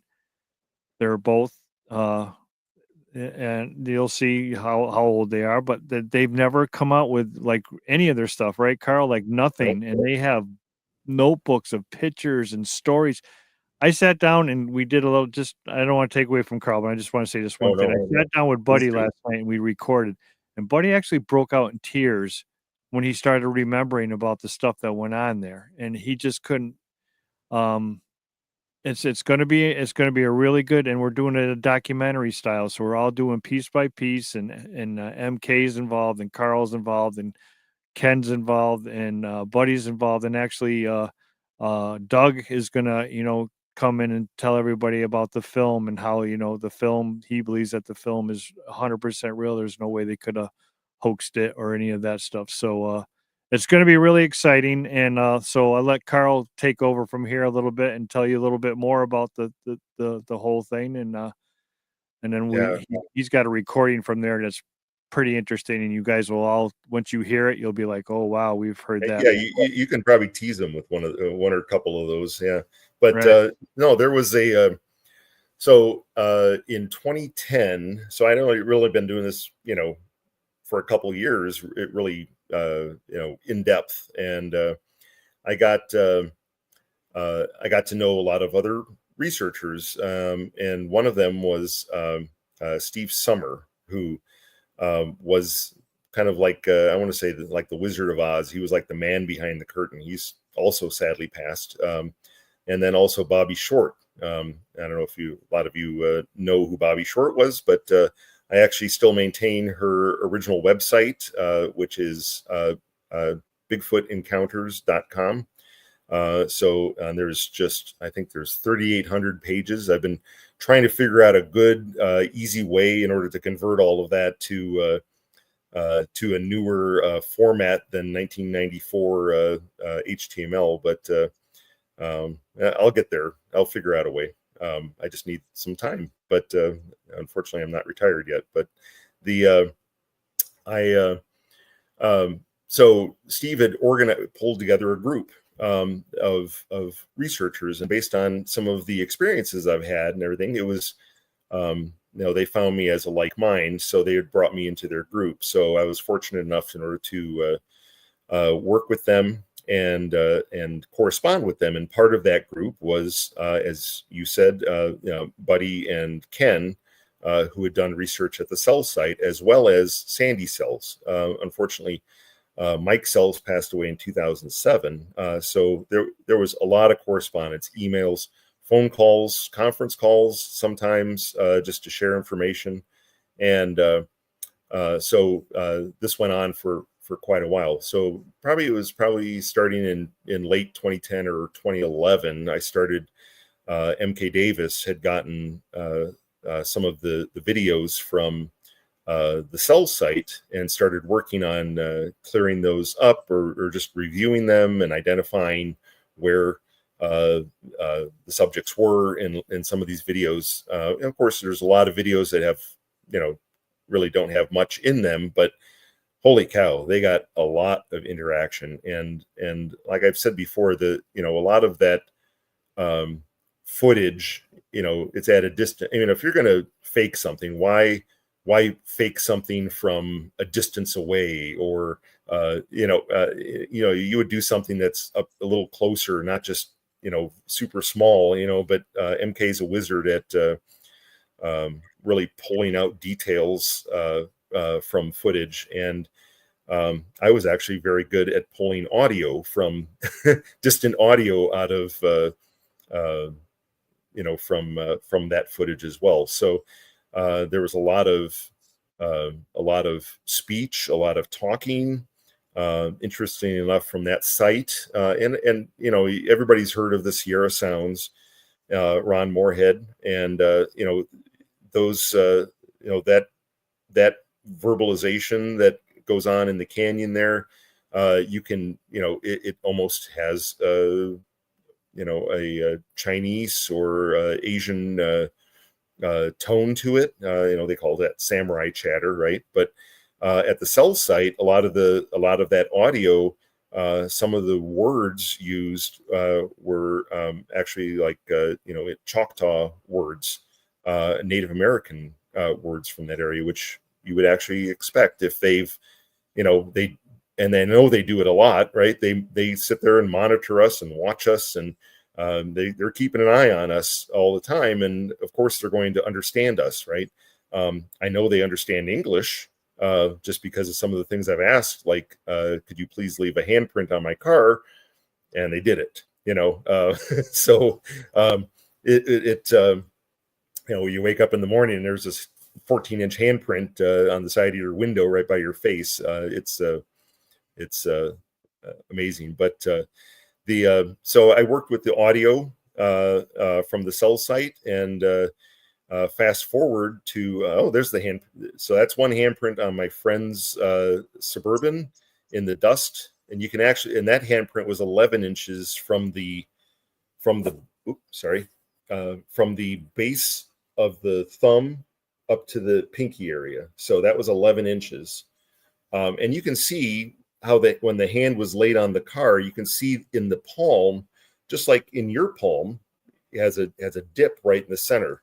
And you can see there was no imprint left there, but you can see some of the dermal ridges in there. You can see the lines and so forth. And if you look along the edge, so scroll off to the right side of that handprint, you'll see hairs. You'll actually see hair wisps along there off the back of the hand. So there's some there, and you can see some if you scroll down right by the wrist.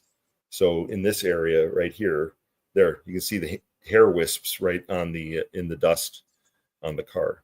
So definitely interesting handprint. And then the other print that was left on my car was actually one of my sightings just before 2 hours before the handprint was there. And it was my this face. I woke up to see a face right looking in the window at me, and it was right up, just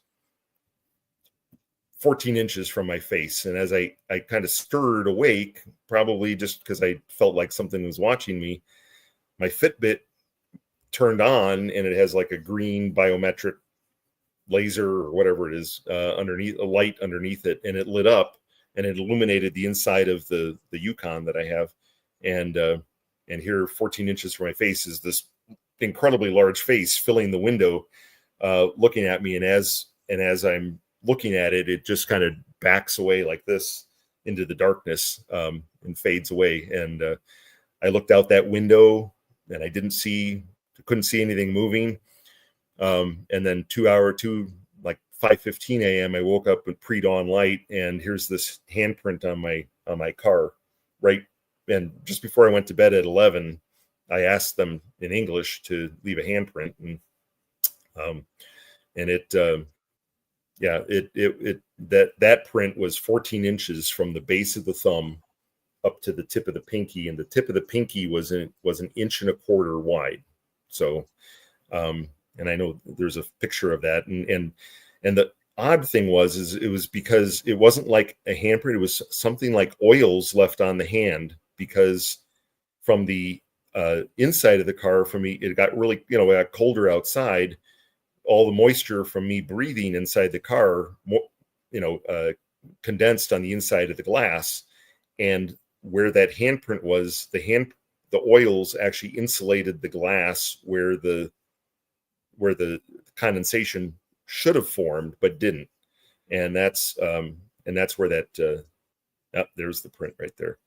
So if you've ever been in a Yukon XL, you know pretty much how big that area is, but you can see really how the heel of that thumb right there going up, it attaches a little lower than ours, I think, but there was some evidence of of dermal ridges in there as well. But the funny thing was, it's a year later, almost to the same weekend, I was up in the mountains again, and somebody had said, "Oh, you should have taken your hand and my hand and put it onto that print," And I said, I didn't want to ruin it at the time. And then by the time I, thought about something like that, the moisture had dissipated, but here I am a year later, and several car washes later, I'm up in the mountains, I'm camping, I'm sleeping in the back of the Yukon again, and the same. It gets cold outside, and the glass condenses, and I end up, and sure enough, there's a faint image of that handprint still on the car. So even though I couldn't see it from the outside, so I took my hand and I actually put it onto the handprint. So there's at least some reference to that. But at the cell site, they found numerous handprints there that were cast, and the volume of evidence is just staggering, including Sandy kept and unfortunately in 2023, January 2023, I was on a trip to Dallas and worked it out so I could actually go up and spend the weekend with Sandy at the site. And I took, measurements of like sheds that were in some of the photos. And I took, I just did a lot of work, including collecting and archiving a lot of the casts, all the videotapes. I even have Mike Sell's hat. Sorry, I'm breaking up a little bit. But Sandy was just so sweet. She wasn't really ready to give up her journals that she had assembled over the years from all the research, which included interaction and writing in a book, which they were actually writing in Ogham initially, and then finally a different individual came up and started writing in English, responding to her questions in English instead of in Ogham, which, if anybody's not familiar with Ogham, it was last used in Ireland in the 4th century AD. So why it was being used in the woods of Texas is a puzzlement. Yeah, the story is incredible. The progression. Buddy told me last night he had to leave. He was there for 2 straight years, and he had to leave because it was getting to be too much. He said the progression of the way things were going and what was happening at the place, he said it got to be too much for him, and he had to actually stop going there. Yeah, well, and they started saying his name a lot. He'd get on site, and on the recordings, you'd hear them going, Buddy. Yeah. Right. So we don't want to give it all away, but it's going to be really, really, very, very, very interesting, and it's going to be a little hard work put into it, but when it comes out, it's going to be a good one. So it's going to be called the Sometime Place, because there was a place that they didn't call themselves the Sasquatch; they called themselves the Ancient Ones. Yep. And when they asked them where they would go when they weren't around, Sandy told me. I got the pleasure of talking to Sandy before she passed, and she told me they described they would draw a pi symbol, looked like a pi symbol, but they took it for a bridge, and they said they would go to the Sometime Place because they would disappear for like a month at a time, and they were curious where they went. and they said they would go to the sometime place. So that's what we decided to call the documentary. So when Karl was there, I'm going to play one recording for you because this is important to what, and then there's a couple questions, and then we're gonna call it a night. Karl caught a recording, and it's of infrasound. And before we play it, I want Karl to tell you. You can tell the story about Sure. when you were editing, what was going on, and all that, and then we will play the sound. So there was a video clip that MK had sent me that actually it was a conversation, or I don't know, argument between two individuals in the middle of the night that were and he asked me to clean those up. And one was, I'll probably say maybe 150, 200 yards away from the other individual, and you hear them almost like shouting back and forth at each other, although they're still a good distance away from the camera. So I'm cleaning that up, and I'm trying to get the best audio out of that discussion. And as I continued to clean it up, I got, I'm sitting there with noise canceling headphones on. I started getting physically ill just listening to the that thing. And I said, oh, I'm going to take a break. So I took the headphones off. I walked away a little bit. I came back and put it on. It was listened to it for 5 minutes, and I felt like I was going to just pass out. I really hadn't experienced that before, and it was just making me just nauseated, dizzy. I felt like just falling over. And I took it on, and I was like, there's something going on here. There's something in this audio that is doing this to me. So I looked at the spectrum, and I saw below 20 hertz there was this undulation between 16 hertz and 18 hertz, and you could see it was some kind of audio, and obviously it's infrasound. It's anything below 20 hertz is infrasound. We cannot hear it unless you're, I don't know, Superman or something. But so what I did is I just pulled that clip. I boosted it up into our audible range. I think it was like to 34 hertz, and then I amplified it about 10 decibels in order to hear it better. But it does sound like oddly enough, like a native Aboriginal instrument, and the didgeridoo. But interestingly enough, here is infrasound that you can actually hear if you want to play that clip. All right, here we go. And this is from the cell site. You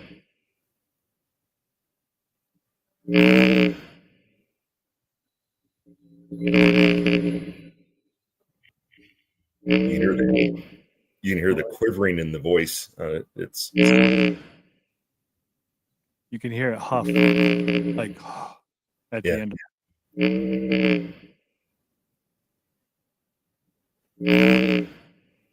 Yeah, I think it's that's wicked cool. Yeah. So Karl's familiar with the hum. You're all familiar with the hum and the thing. That sounds like the hum. Kumbo Baker says that it's the adults are able to do it, and that's how they call their children in, because they can hear the infrasound. And he says when you can hear them doing it, like a 40 hertz or so, like we're capturing, he's saying those are the little ones before their vocal cords or whatever they use that's how they're not developed enough to use the infrasound yet. So there's a lot of theories out there. There's a lot, as you know, without vocal cords, you can't talk. And these guys were talking at the cells. They were having conversations. I mean, it's pretty incredible. There's footage that I have sitting here in my computer right now that nobody has ever seen of the Sasquatch at the cells place. And it's incredible. And they were filming in mirrors. I mean, I got the goosebumps just thinking about what's coming and what you're going to see and hear. It's incredible. And I'm glad to be working with Karl. I've become good friends with Karl, and it's going to be exciting. And I'm looking forward to it. And we had such a great time tonight, Carl. I just wanted to say thank you on my behalf. Thank I've you. never gone 2 hours before, and this is the first time I've ever done it, and it went pretty well. And we have a couple starred questions for you. Okay. Okay, so the first one, let's see. This is from a little while ago. Bud asks you, do you think they're familiar with you? Is that why you get a lot of interaction? I believe so, especially in well, not even in my areas. I think like I said, I don't know if I'm marked or something, but or they just know. But I have gotten a lot of interaction, and even at I won't even get into that area. That's I could talk for another 4 hours on that. But even one area where I just was contemplating, I'm wondering if I'm being watched in this area, and all of a sudden a tree shakes on the in the woods, just a lone tree, and you're like, okay, and then the tree shakes again, and that's it, but it's yeah, I believe that's true. I think that has a lot to do with believing and knowing, because anybody else could be sitting there and that tree, or something like, or you hear them, or the tree will break, or a stone will throw, and nobody will think that it's a Sasquatch. But you being familiar with the Sasquatch and knowing their behaviors and what they do, and you believe it, I think you're more susceptible to realizing that they're right there and play. Absolutely. Well, that's how I found them on Long Island, because the last report on Long Island was 1899 in Rockaway Beach. And I just started developing my formula, and, narrowed it down to certain areas, along with looking at paranormal sites where ghost hunters were going out into these haunted woods where glowing red eyes and rocks appearing out of thin air being thrown at them in the woods and stuff like that. And I'm like, that's where I'm going. I don't blame you. I think there's a episode of Ghost Adventures where they do the Goatman Bridge, and they Yeah. they come in contact with red glowing eyes, and Aaron, one of the hunters on that show, gets picked up and thrown down the Yeah. road like 20 feet.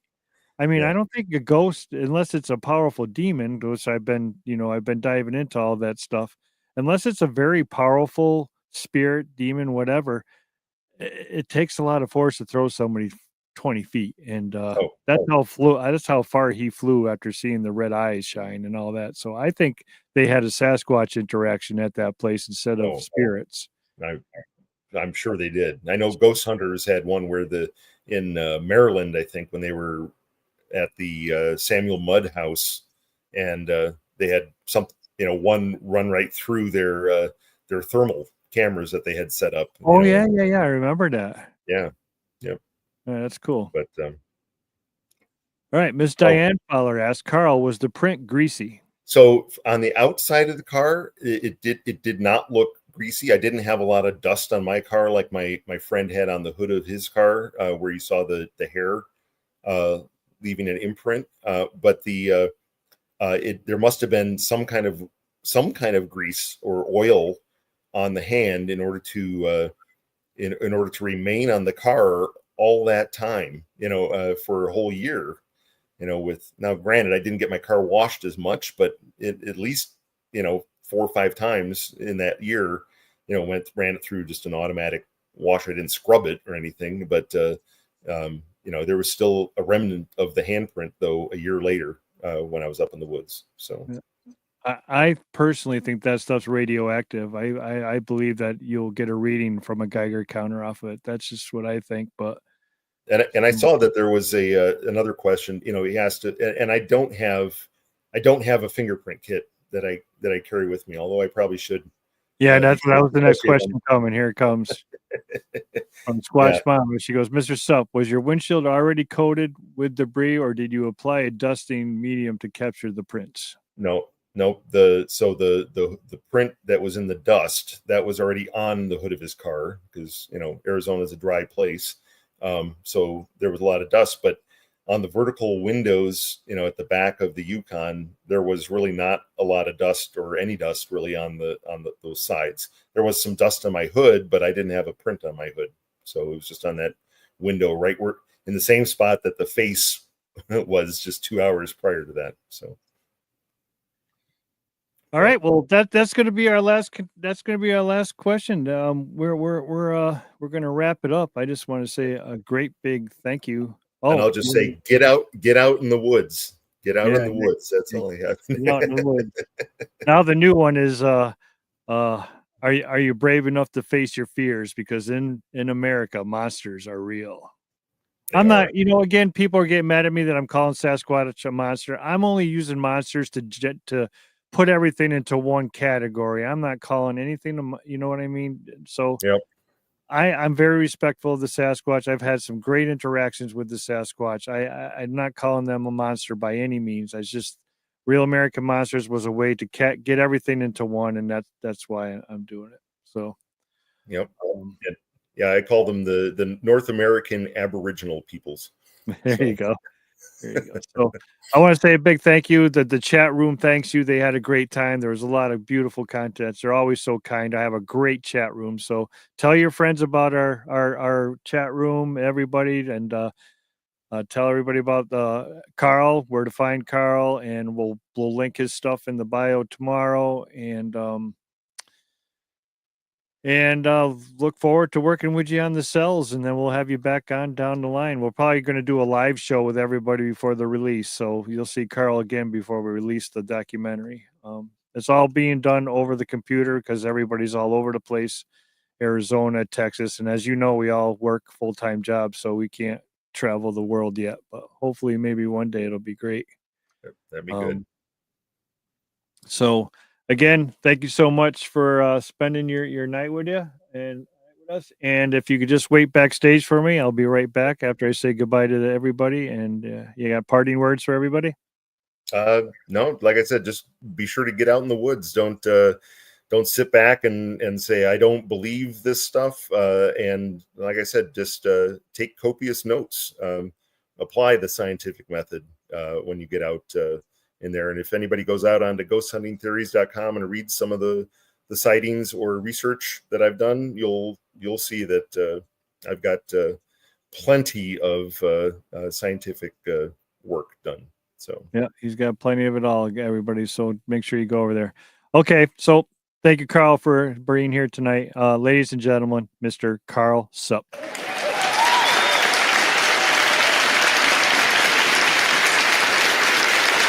All right. What a great show. What a great guy. What a great chat room. Had a great time tonight, Al. I just want to say thank you for being so kind as always and keeping it clean and coming up with the best questions. You guys all I watch you guys converse throughout the program, and you guys are probably one of the best chat rooms I've seen out there. So I really appreciate you guys. I'm off next week. I'm on call for work, so we will not have a show next week. But on the 8th, we have Nathan Rio and Barb from the Project Go and See team coming on the show. And then after that, July 15th, we get off the Sasquatch and we go into the Skinwalker with Hoyt Velarde. He is a tribal elder of the Hikari Apache Nation in New Mexico. We have been invited to go out to his area next year and film there and stay there and and learn about the Skinwalkers. And he's also had UFO and Sasquatch activity out there. So Hoyt Velarde, I'm looking very forward to that. And I'm also looking forward to Rio and Barb coming. They are two of my friends and they're always great guests. So they will be joining us on the 8th and on the 15th. And so that's about all I got. It's time for bed. Got to go to work in the morning. So just like I just said, are you brave enough to face your fear? Because in America, monsters are real.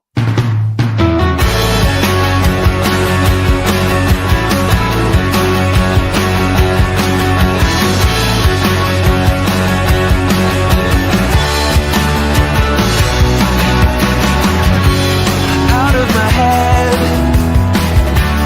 out of bed, still sleeping.